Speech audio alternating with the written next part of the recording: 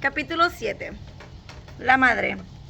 Madre, de ti requiero el alimento, ese que se disfraza de abrazo perfecto, esa caricia en la que puedo descansar, esa mirada que me recuerda que el amor es incondicional. Independientemente de con quién tenga el vínculo, el futuro bebé pasará 9 meses dentro del vientre de su madre, sintiendo todo lo que ella sienta, escuchando hasta lo que para ella sean pensamientos perdidos dentro de su mente, alimentándose de lo que ella se alimente, temiendo lo que ella tema. Durante ese tiempo el bebé se colmará para bien o para mal de su madre y quedará irremediablemente vinculado a ella. El amor que el alma que elige a una mujer como su futura madre siente hacia ella se manifiesta en cada parte del bebé y se desarrolla a medida que el feto va creciendo. Ese amor limpio que acepta a una persona, en este caso a la madre, tal cual es, sin peros ni es que, no deja de crecer en el niño independientemente de cómo sea o actúe la madre. Los hijos aman de forma incondicional y absoluta a sus madres y es este amor que los inunda el que los lleva, como veremos, a hacerse cargo de forma indebida de la felicidad de sus progenitoras. Los hijos aman tanto a sus madres que, lejos de querer que sean de tal o cual forma, lo único que pretenden es abrazarlas y recordarles que todo está bien, que todo está mucho mejor de lo que sus recelos o sus tristezas las hacen pensar. Los hijos nacen para recordarles a sus padres el amor que en el trasiego de sus vidas, a base de cargar con lo que no les correspondía y de alejarse de su auténtica esencia, han olvidado, y la mayor herramienta de la que disponen para hacerlo en ese mismo amor desde el que eligen nacer, ese amor intacto que permite la visión de la realidad sepultada bajo los personajes del ego maleducado, ese amor puro que no condiciona ni sabe de tiempos, ese amor que, a base de chocar contra miedos, límites y frustración, termina convirtiéndose en un amor pequeño, acaba transformándose en una carga, en rabia, en frustración e incluso en la raíz de la culpa. Explicaré esto en profundidad. Comenzaré centrándome en el sentimiento y las necesidades del niño y pasaré después al papel de la madre. Es innegable que un bebé necesita a su madre y en caso de no tenerla, necesitará una figura materna que la sustituya. La necesita para alimentarse, para sentir cobijo y calor. En sus primeros años la necesita para sobrevivir. Podríamos pensar que el bebé la ama por egoísmo, que sus sentimientos hacia ella no son más que una maniobra para lograr su supervivencia, pero la realidad es que un bebé ama a su madre incluso en los casos en los que ella no le ama a él, incluso en los casos de malos tratos o desnutrición, física o simbólica. Un bebé ama a su madre porque es su naturaleza, porque en sus primeros tiempos la luz de su alma aún brilla y con fuerza y está espoleada por la esencia fundamental, el amor. Y es desde ese amor desde el que comienza a desear, casi por encima de cualquier otra cosa, y también necesitar que su madre sea feliz.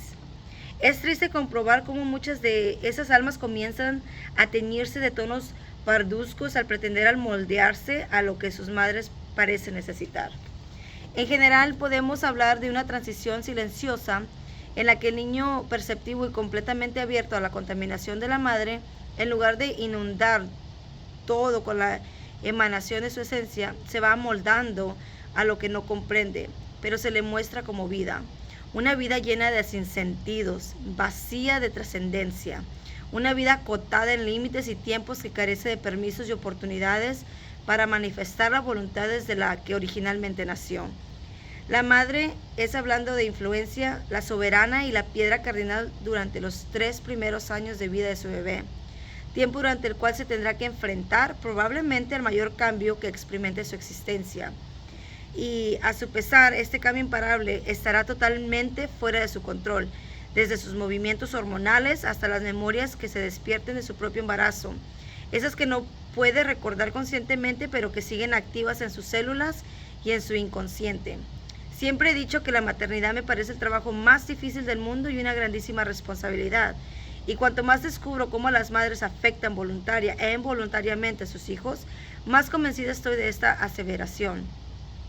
Si bien no pretendo quitar méritos a las madres, ni quisiera en ningún momento que este libro sirviera como excusa para cargar culpa sobre ellas. Sí me gustaría ayudar a que comprendiera su papel sin igual para que así algunas puedan ubicarse de una forma más sana. Lo cierto es que las madres tienen en su mano el poder de cambiar el mundo. Lo primero que deberían saber es que sus hijos durante sus 3 primeros años de vida se viven a sí mismos sin conciencia de la dualidad o de la separación que limita la mente de los adultos. Ellos se perciben como un solo ser que está totalmente unido a su madre y también a su padre o a las figuras que asumen estos roles. Y esta percepción es la que hace que sus hijos sean tan permeables a todo lo que ellas piensan, sienten, necesitan o temen. Durante este primer tiempo de vida, un hijo necesitará de su madre una buena nutrición, y no solo hablo del alimento físico, me refiero a un alimento simbólico que es fundamental, pues será el que quede instalado como semilla fértil para el posterior desarrollo y crecimiento del niño. En estos primeros años se instala la confianza, los miedos, el merecimiento o la falta de él, y todo lo que facilitará el éxito y la felicidad futura, o por el contrario, trabará el sano desarrollo del hijo, cargándolo de pesos tan innecesarios como inútiles. La madre es, esté o no preparada, el primer referente del bebé. Más allá de las circunstancias de su propia vida, debería ser consciente de la importancia de su papel. El suyo es un rol que no se convierte en excelente a base de papillas y buenas intenciones. Por supuesto que las necesidades básicas deben estar cubiertas y bien cuidadas, pero lo trascendente, lo que dejará una huella más profunda, está relacionado con lo sutil, con lo emocional y con lo invisible. Si una mujer no se sirve de referente a sí misma, si no está en contacto con su interior y no ha descubierto sus auténticas motivaciones y sus verdades, si es miedosa, histérica, dependiente, depresiva o se mueve desde ese largo etcétera de posicionamientos nocivos, estará envenenando a su hijo.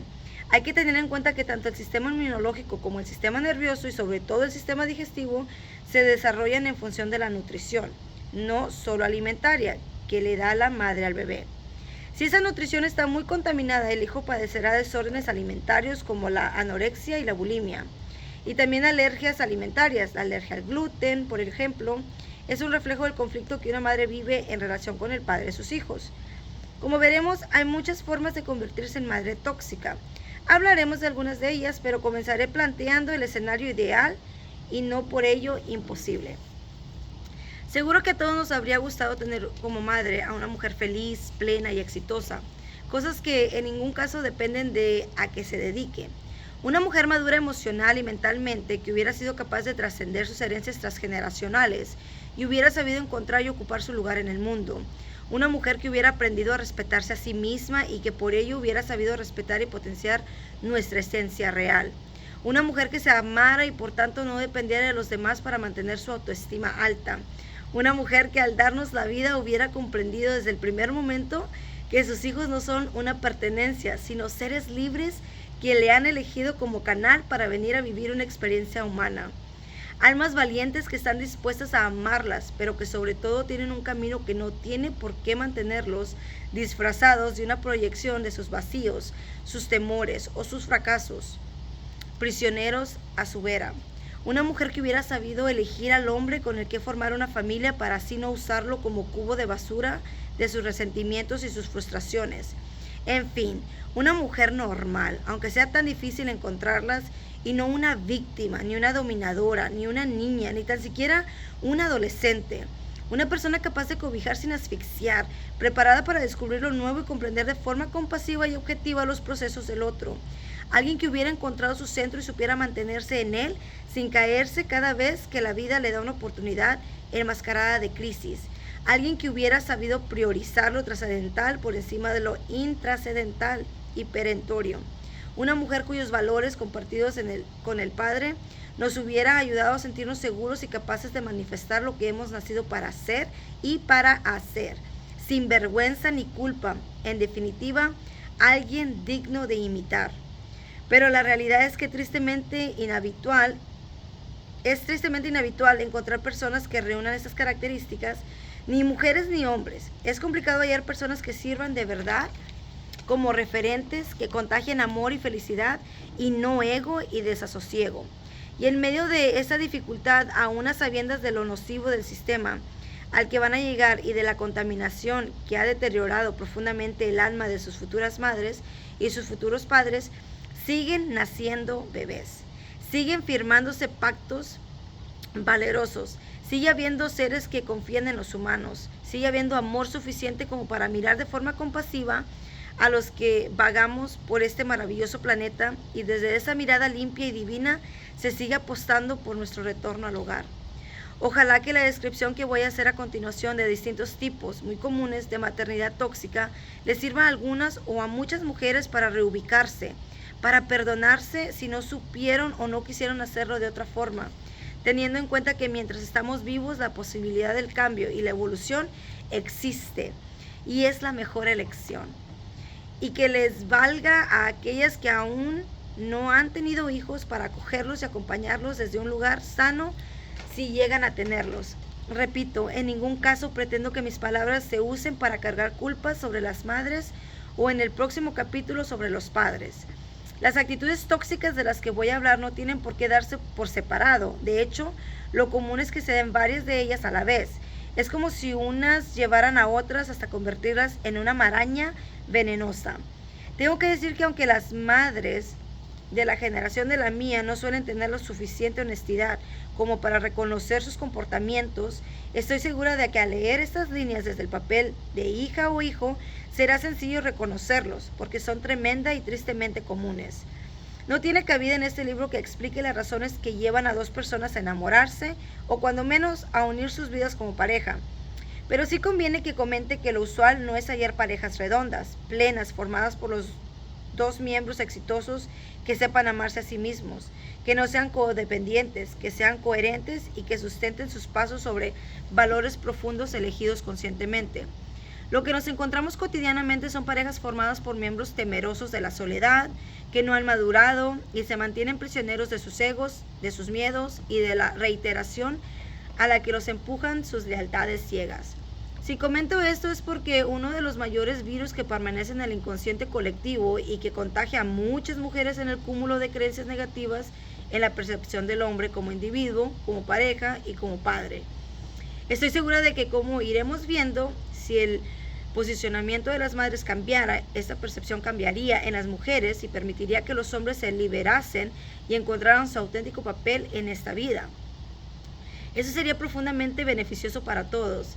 Eso sí que daría comienzo a un cambio radical y maravilloso en este mundo. Sobra decir que si estás lastrada por creencias negativas en lo que a los hombres se refiere, es insólito que te emparejes con un hombre que no refleje esas creencias. Lo común es que busques una pareja que te ayude a mantener la razón sobre tus credos. Si crees que todos los hombres son infieles, te emparejarás con un hombre infiel. Si piensas que son malos padres, que no se hacen cargo de su manada y que permanecen ausentes, eso es lo que atraerás. Si temes a los hombres porque piensas que son agresivos, te quedarás con un perpetrador que te ayude a mantener su papel de víctima. Y así sucesivamente. Lo peor no es a quién elige una mujer, sino cómo carga contra él cuando se convierte en el padre de sus hijos. Incluso cómo intenta vengarse de él a través de sus vástagos, dañándolos sobre todo a ellos.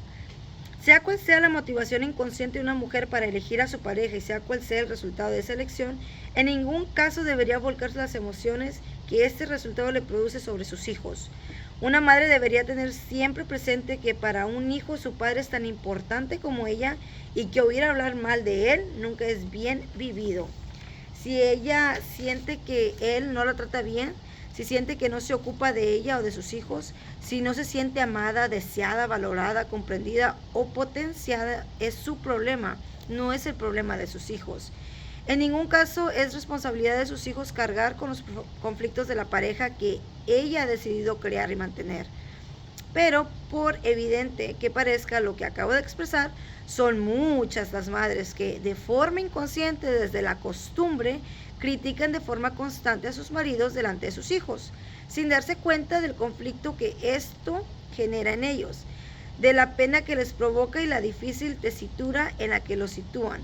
En el plano a veces consciente y muchas veces inconsciente, un hijo que ama a sus dos progenitores y que quiere amarlos se ve empujado y hasta obligado a querer menos al padre, ya que este parece ser el causante de la infelicidad de su madre. Y los hijos que aman demasiado quieren por encima de todo que sus madres sean felices, pues especialmente en los años de crianza un niño difícilmente va a ser feliz si su madre no lo es. Las mujeres que suelen tener una necesidad casi patológica de hablar y que tienen